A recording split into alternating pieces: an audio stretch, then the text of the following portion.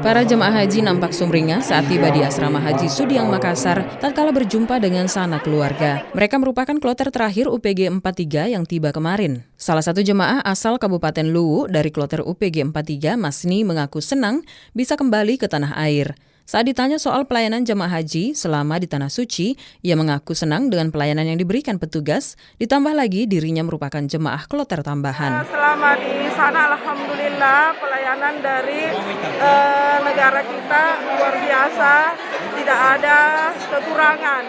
Jadi pokoknya luar biasa pelayanannya.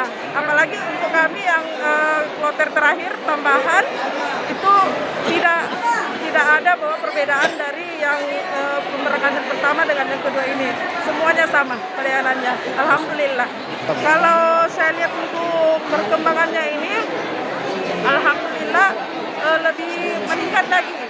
Karena dari kuota yang kemarin itu sekarang sudah alhamdulillah membludak. Jadi kita yang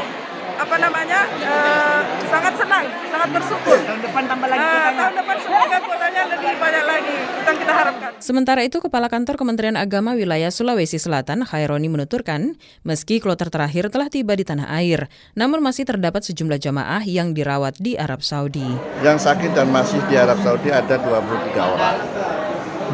Dan yang meninggal 56 orang. 56 orang. Ya, mudah-mudahan yang sakit cepat sembuh dan kembali ke Indonesia, dan yang meninggal mudah-mudahan termasuk ke Timur dan akhir sana. Kalau total jemaah yang telah kembali ke tanah air sampai kloter ini, Pak, berapa? Itu tadi total ada 16.809 orang yang sudah kembali, dan total jemaah ini 16.848 orang. Ditambahkan, pelayanan yang telah diberikan kepada para jemaah sudah diupayakan semaksimal mungkin. Meski masih terdapat beberapa kekurangan, namun dirinya memastikan pelayanan bagi jemaah haji akan terus ditingkatkan di tahun-tahun mendatang.